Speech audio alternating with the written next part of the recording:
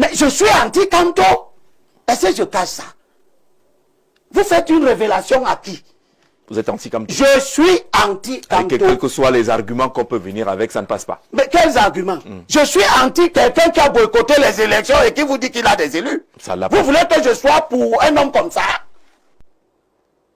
Et je suis à la maison il y a je ne sais pas combien de jours. Je reçois un courrier que Anissé m'envoie par WhatsApp. Le fameux communiqué où il dit qu'il a consulté tel et qui est signé de 2 personnes sur les 3 que nous étions. Je conclus qu'ils ont eu besoin de consulter Maurice Camto. Oui. Et c'est pour ça que probablement ils ont estimé que je ne devais plus faire partie du groupe que moi-même j'ai créé. C'est-à-dire que je crée un groupe, moi je vous amène dedans. Et vous estimez que vous pouvez avoir des intérêts au-delà de ce que moi j'ai défini. Ils ont conclu que vous êtes un anti-Camto alors. Mais je suis anti-Camto. Est-ce que je cache ça? Vous faites une révélation à qui? Vous êtes anti-Camto. Je suis anti-Camto. Quels que soient les arguments qu'on peut venir avec, ça ne passe pas. Mais quels arguments? Je suis anti quelqu'un qui a boycotté les élections et qui vous dit qu'il a des élus. Vous voulez que je sois pour un homme comme ça? Vous voulez que je sois pour quelqu'un qui est dans l'opposition et qui a pour numéro 2 Zongan, qui dit que c'est lui qui a organisé la fraude pour empêcher John Frundi de passer les élections. Et vous dites que ces deux-là, quand le tandem Camto Zonga viendra s'asseoir quand vous lancez John, viendra s'asseoir avec eux aussi, l'héritier de John Frundi. Tu crois qu'un tel attelage, ceux qui pensent un tel attelage sont sérieux? Mais finalement, est-ce que vous êtes sérieux vous-même, Elimi Lobé? Est-ce que finalement vous êtes sérieux pour vouloir mettre en place une force de l'opposition quand vous commencez par avoir des positions aussi radicales? Je n'ai pas de position radicale. C'est clair qu'elle est radicale. Non, je n'ai pas. Elle n'est pas radicale. Elle est tout simplement bien sensée. Est-ce que vous pensez que finalement vous pouvez être dans un groupe qui réfléchit à un consensus? J'ai déjà dit que, j'ai déjà dit, et je ne cache pas ça. La Bible nous dit éviter les attelages disparates. En effet, quel rapport il y a entre la lumière et l'obscurité? Je ne veux pas. Il faut laver ce pays de la culture de la violence. Et vous voyez que même aujourd'hui, 60 ans après, avec l'augmentation du niveau d'instruction, etc., la violence réapparaît dans le discours politique.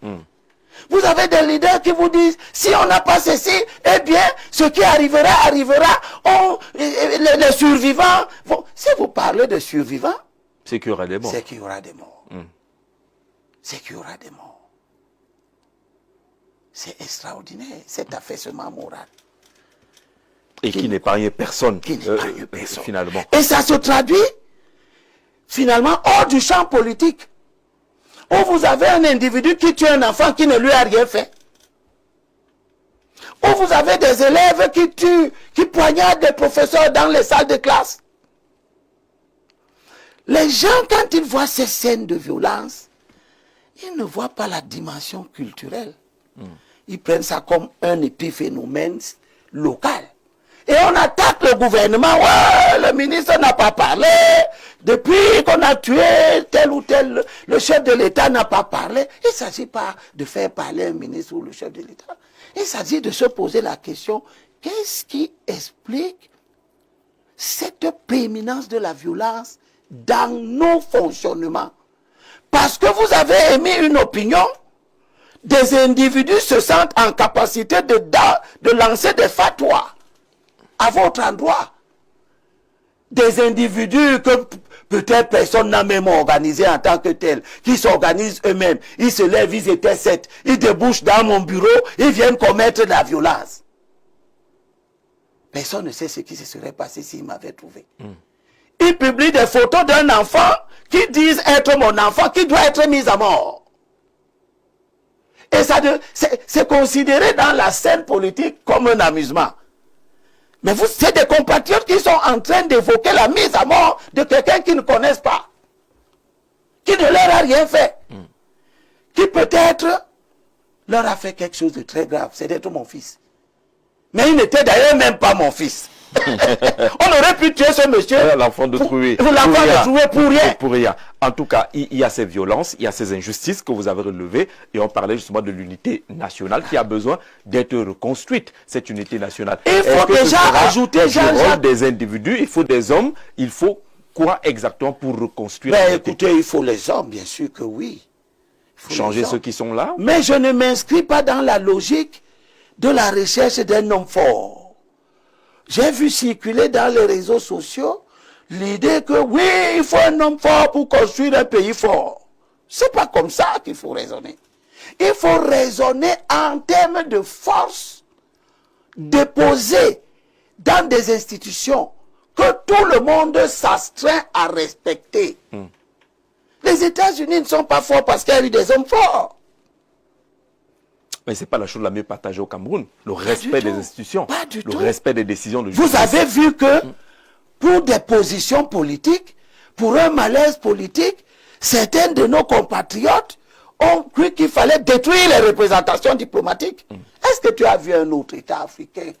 Tu connais un autre État africain où les enfants de la diaspora sont allés détruire les représentations diplomatiques? Il y a des pays ici en Afrique qui sont en pleine guerre civile. Les canons tournent partout. Le Soudan, la Libye. Avez-vous appris que les gens, les enfants de ces pays-là ont accepté de transporter la guerre civile dans les pays étrangers au point d'aller détruire les représentations diplomatiques? La guerre civile a régné au Sénégal avec le conflit casamançais. Absolument.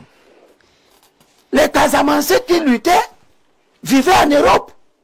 Leur base était en Europe. Ils n'ont jamais détruit leur représentation diplomatique, qu'ils devaient considérer comme les représentations d'un gouvernement qui est contre eux. Mais ils ne l'ont jamais fait. Nous, on l'a fait. Nous sommes entrés dans l'histoire avec une violence inouïe. Ils disent que c'est parce qu'il n'y a pas d'issue qu'ils ont l'impression de ne pas être entendus ou compris. Oui. Qu'il n'y a pas de pont de dialogue véritable. Ça veut dire qu'ils reconnaissent qu'eux, ils ne peuvent pas créer ce dialogue. Ils ne se sont pas donné les moyens démocratiques de créer ce dialogue. C'est en cela qu'on peut avoir des hommes habiles. C'est en cela que Mbida était habile. D'entrer dans les institutions qui étaient des institutions d'oppression. L'Assemblée territoriale, c'était une institution quasi française.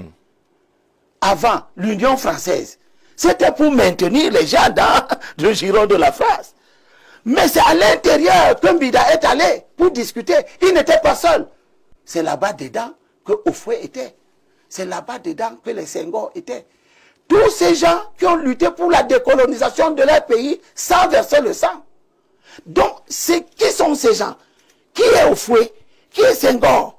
Qui est André-Marie Mbida? C'est des gens qui ont eu la capacité intellectuelle à faire bouger les lignes, sans pour autant recourir à la violence. Dis-moi, Jean-Jacques, demandons à nos téléspectateurs, l'assassinat cruel de Florence Ayafo fait avancer la lutte en quel sens? Je veux savoir. La décapitation des enfants à Boya ou ailleurs fait avancer quelle cause? Quelle cause? Aucune. Tous les Camerounais qu'on a tués dans le Mongo, sous le prétexte d'être nationalistes, ça a fait avancer quelle cause? La Bible s'est accomplie. Tu tues par l'épée, tu périras par l'épée. Et ceux qui ont tué ont été tués. Ils n'ont pas gagné. Ils n'ont triomphé de rien. Ils ont gaspillé des vies humaines innocentes. Et à cet effet, Dieu leur parle. Dieu leur parle. Dans Proverbes chapitre 8, verset 13. Dieu dit, la crainte, c'est le roi Salomon qui parle. La vérité dans ce sens que les tribus existent. Et que nous n'allons pas cesser de nous revendiquer chacun de sa tribu. De sa tribu. Voilà. Ce qui me plaît, c'est qu'il est toujours sérieux voilà, il faut signer vos messages. Alors bonsoir le plateau, la justice n'est pas au Cameroun, tout le monde fait comme il veut. Vivons seulement RDPC. Oh, c'est Francis depuis Soa qui nous propose un morceau choisi des 40 ans. Très bien dit, monsieur Elimilobé. Il faut une rotation du pouvoir. On lira la suite des messages. C'était juste pour faire le pont et revenir à la première question, les deux premières qui évoquent le cas MRC Maurice Kamto. Est-ce que votre position a évolué? Le téléspectateur semble indiquer que désormais le MRC a des élus. Alors, le débat a évolué. Oui, j'ai payé un grand prix. J'ai reçu tellement d'insultes. Mais la Bible nous dit qu'il faut enseigner avec tact par bon temps ou par mauvais temps. Quand j'ai commencé à dire que le RDPC est solide, que c'était une faute stratégique de l'opposition de penser que le RDPC était une feuille de papier posée sur la table, si tu souffles, elle va tomber. Non, il n'est pas comme ça. Il a un ancrage. On m'a traité de tous les noms d'oiseaux. Tout simplement parce que la culture du moment, c'était que il faut considérer que le RDPC n'a pas de militants, ce qui est faux. Il faut considérer que le RDPC ne gagne pas une élection, ce qui est aussi faux. Donc, on avait un ensemble d'idées préconçues qui ne se basaient sur aucune réalité, ni statistique, ni politique, ni électorale, qui justifiait nos échecs. Et c'était une faute. C'était une faute stratégique. Oui. Vous allez aux élections législatives. Toi, tu mets 10 candidats. Le RDPC en met 180. Et tu penses que tu vas le renverser. Même si tu gagnes les 10 candidats que tu as, lui va gagner 170. Si je vous donne les dernières élections législatives, la liste des candidats, le nombre de listes présentées par les partis d'opposition, vous allez comprendre qu'ils ne peuvent pas gagner. Est-ce que vous savez qu'en 2020 ici, il y avait 17 circonscriptions dans tout le Cameroun où aucun parti d'opposition n'avait mis les candidats. Les 17 circonscriptions-là représentaient 36 sièges à l'Assemblée nationale. C'est-à-dire qu'avant qu'on ne commence, le jour où on a déposé les listes de candidatures, le RDPC avait déjà 36 députés. Il faut prendre ces réalités en compte. Les travaux que nous avons faits en 2017, pendant 6 mois, chez le feu Samuel Eboa, le président du parti, le Mouvement pour la démocratie et le progrès, le MDP oui, de Samuel Eboa, nous avait accueillis chez lui. Il y avait moi, il y avait lui-même, quelques membres de son parti, des UPCistes étaient venus, et bien d'autres amis politiques qui venaient de temps en temps, des syndicalistes comme Esiga Benoît, partaient de Yaoundé pour venir assister, faire ce travail. Nous avons déblayé, analysé froidement les causes de nos échecs à répétition. Et nous sommes arrivés à la conclusion qu'il nous faut une stratégie électorale qui doit s'opposer à la prolifération des candidatures. C'est ce qu'on vit encore aujourd'hui. C'est ce que nous sommes en train de vivre. On vit encore ça aujourd'hui. Vous savez, j'ai la liste, j'ai les résultats des élections de 2011. Voici ça. 23 candidats. 23 candidats. Je reviendrai sur ça tout à l'heure. Oui, d'accord. Si je prends la liste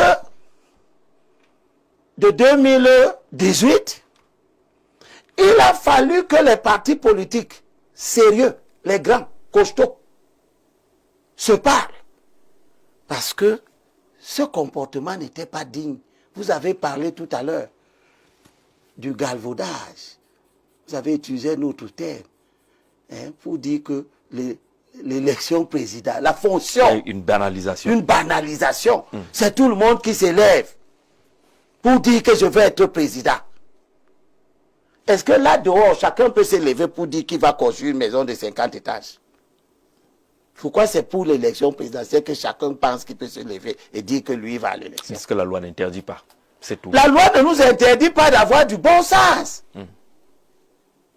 La loi ne nous interdit pas de dire que je viens de terminer mes études, je n'ai même pas encore travaillé, je n'ai même pas dirigé une petite entreprise. Moi, je vais déjà diriger tout un pays.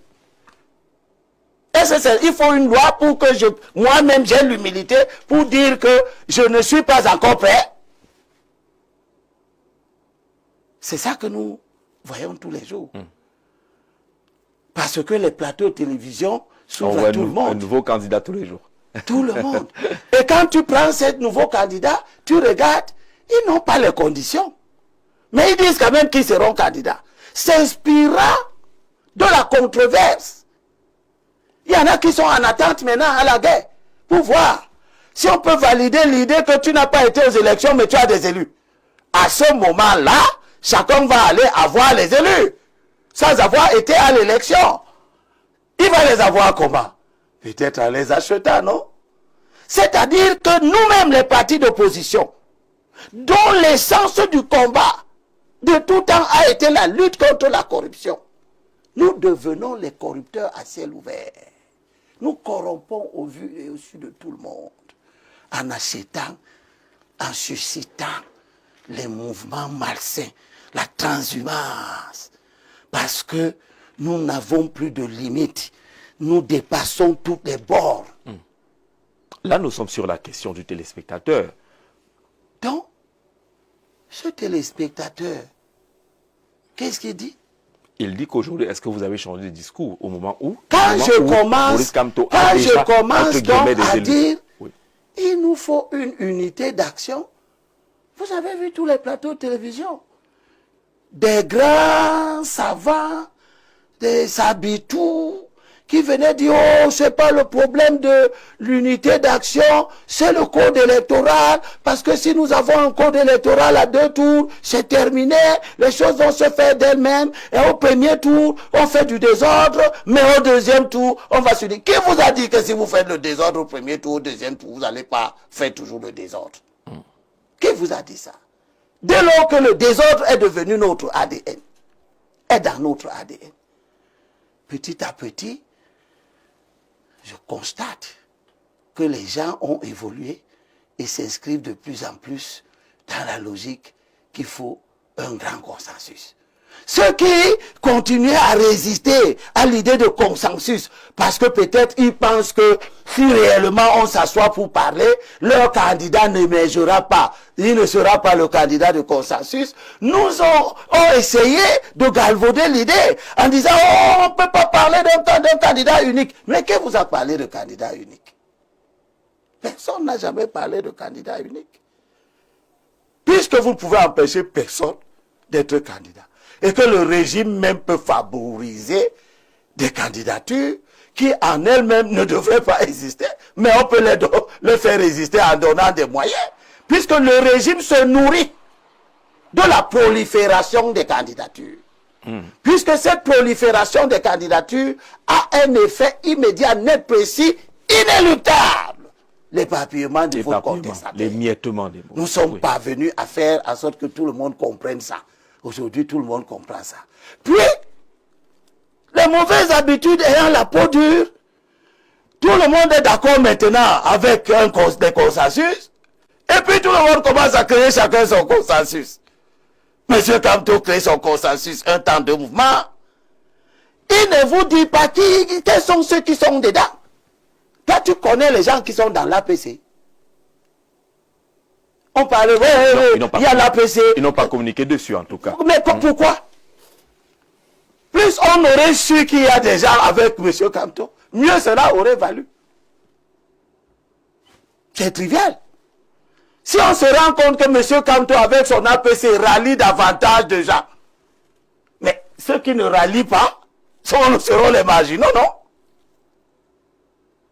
S'il ne nous dit jamais avec qui il est dans son APC, c'est parce qu'il n'y a rien dedans. On sait au moins qu'il est avec Nietzsche. Ce qui fait donc deux, lui-même et Nietzsche. C'est ça donc, sur la querelle des partis. Et puis de l'autre côté, vous avez vu M. Olivier Binet qui s'est mis à courir partout, il crée l'ATP. On demande, mais qui est dedans? Qui est dedans qui peut investir? À quoi c'est un conglomérat de partis politiques qui ne peuvent investir personne?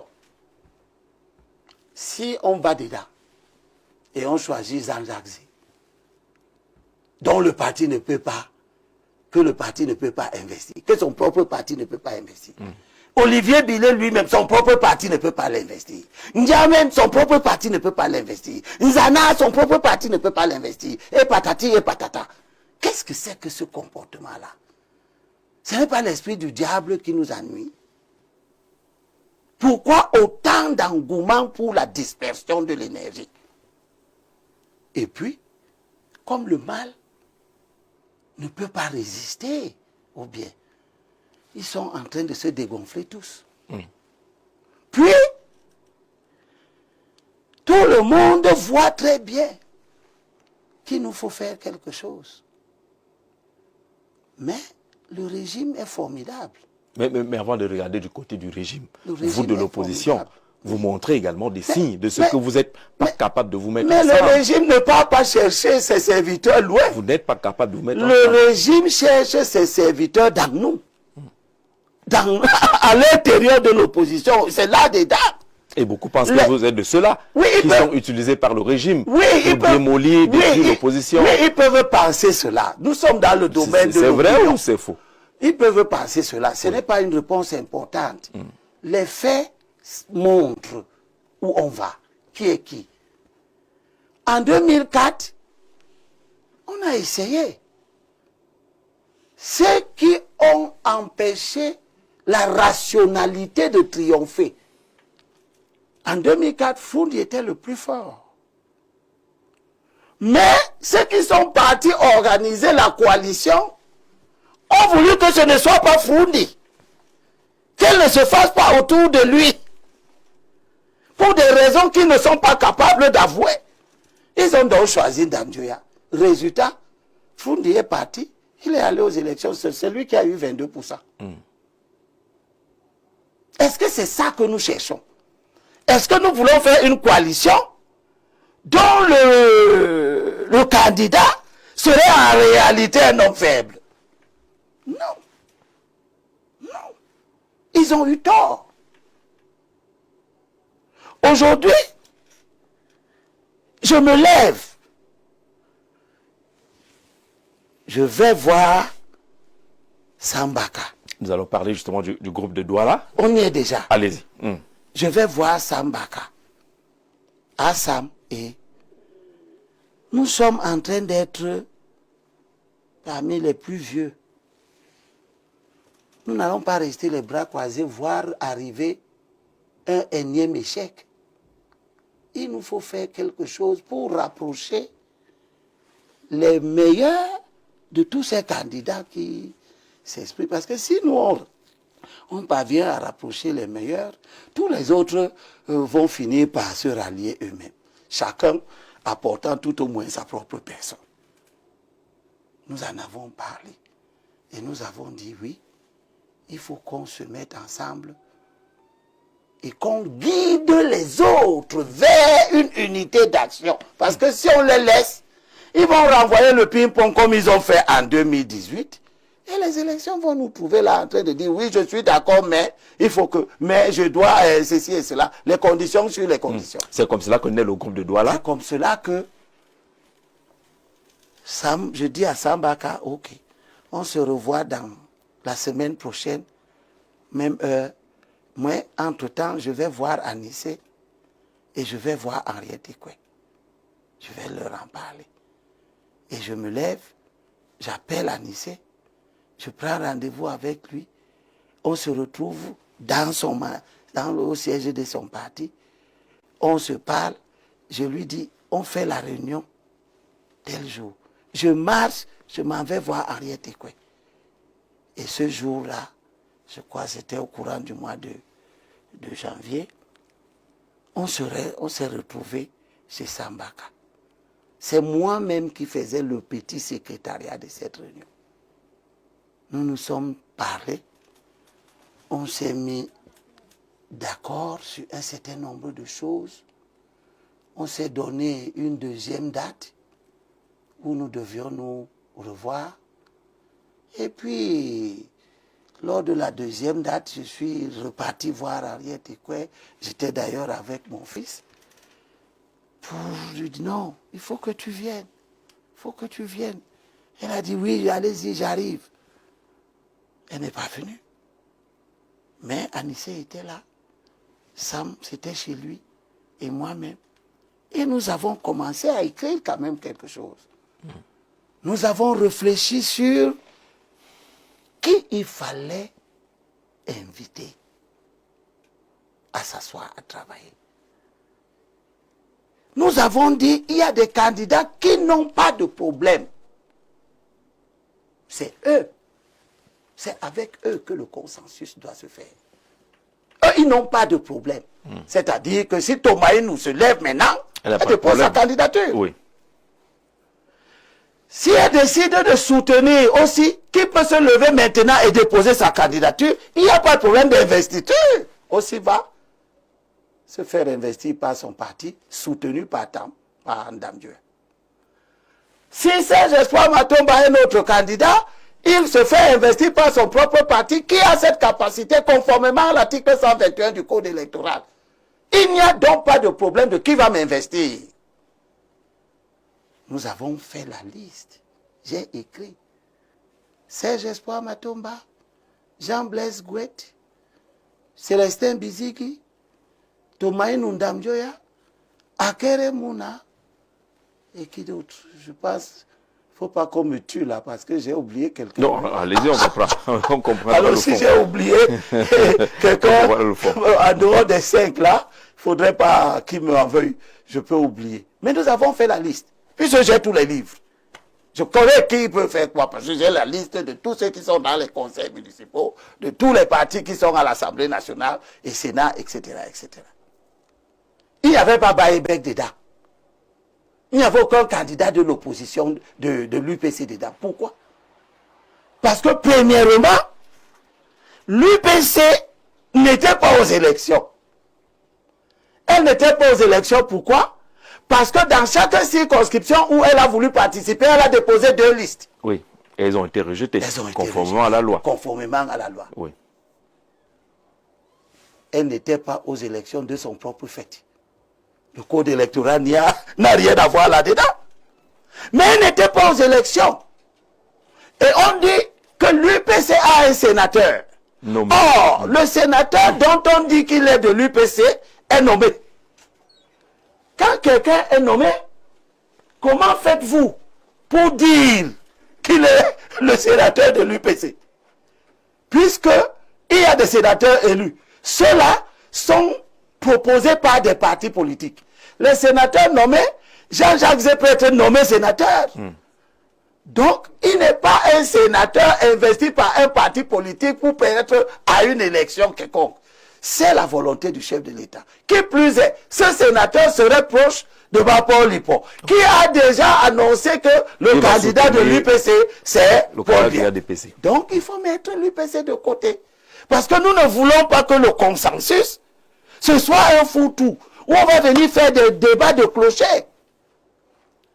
Et puis, j'ai défendu l'idée que nous devons mettre Cabral Libye. Parce que le PCRN, en lui-même, a la capacité à investir. Il a des élus. 2, Cabral Libye, dans l'échiquier politique,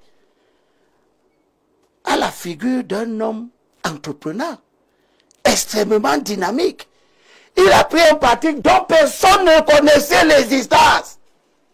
Même si on peut, moi-même je suis contre la façon de prendre les partis. Mais il a pris. Il a sorti ça du sac pour en faire un parti qui a 206 conseillers municipaux. C'est le 3e plus grand parti au Cameroun en termes de nombre de gains politiques. RDPC, UNDP, Cabral Libye.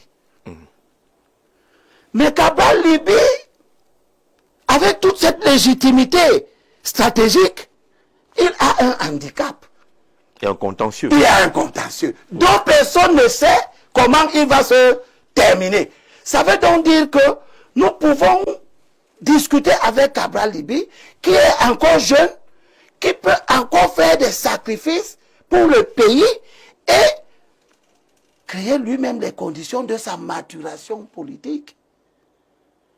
Nous pouvons donc avoir Cabral Libye avec nous. Même si il ne sera pas candidat. Et s'il n'est pas candidat, la controverse que Atan Gandhi veut organiser dans cette affaire-là va disparaître demain parce que le problème des gens qui veulent l'embêter, c'est qu'il soit candidat. S'il n'est pas candidat, eh bien, nous tous, nous allons dire à Cabral, à M. Atan Gandhi, écoute, gardez votre PCRN, donnez à Cabral Libye son parti, et Cabral Libye ira aux élections de 2026 avec un parti dont il maîtrise parfaitement l'existence, les contours. Et puis, si Cabral Libye va aux élections de 2026, je suis certain qu'il ne manquera pas d'avoir un siège, ne serait-ce qu'au municipal. Actuellement, il a 5 communes. Il a 206 conseillers municipaux répandus dans 7 communes du pays. C'est des soldats.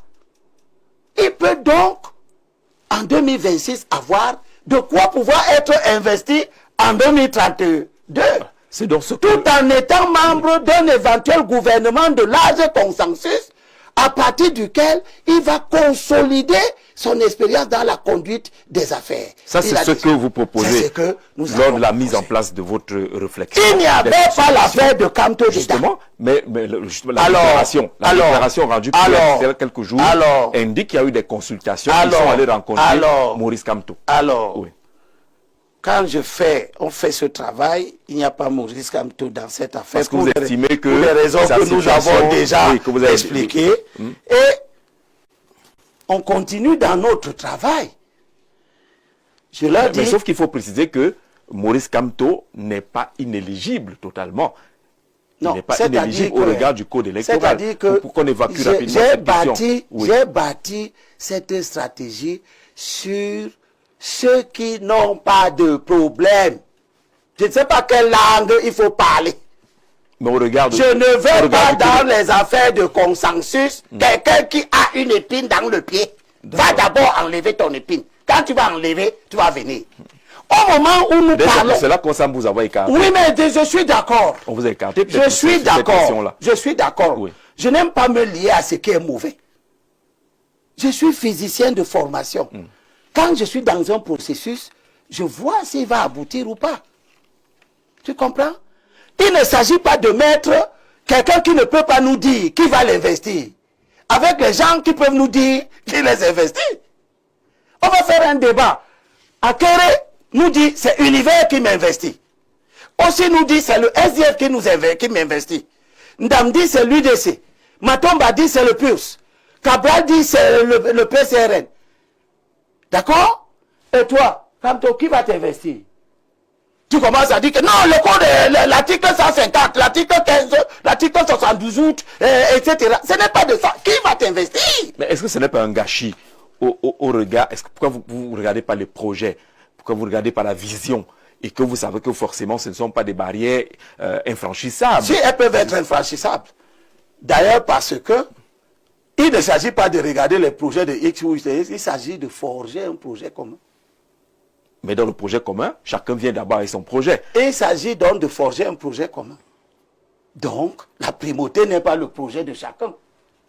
La primauté est qu'est-ce que objectivement nous devons faire en priorité pendant 7 ans. Mais il est clair que votre approche n'a pas été acceptée par les autres. Non. S'ils ont fini par les consulter Maurice Kamto. Non, je laisse-moi continuer. Allez-y.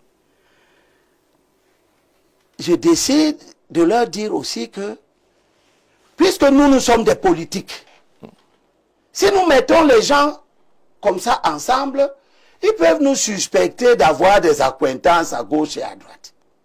Donc il nous faut des facilitateurs qui, eux, ne sont pas des politiques. Par exemple, j'ai proposé ici Guy Benoît comme syndicaliste. J'avais proposé le grand syndicaliste de la fonction publique à l'époque, Jean-Marc Bikoko. Et puis, d'autres, des religieux aussi. Et nous étions d'accord. Nous avons même fait le chronogramme. Nous nous sommes dit, il faut qu'à la fin du mois de mai, on ait fini ce travail. Puis, nous avons dit une dernière chose très importante. C'était, ça va prendre quelle forme? On va les faire travailler comment? À la manière du conclave de Rome. On cherche un hôtel, on paye. Blanche. Voilà, on les met dedans pendant 3 jours, ils sortent, ils nous disent voilà le candidat. Et nous avons vu les travers qu'il peut y avoir dans une telle méthode.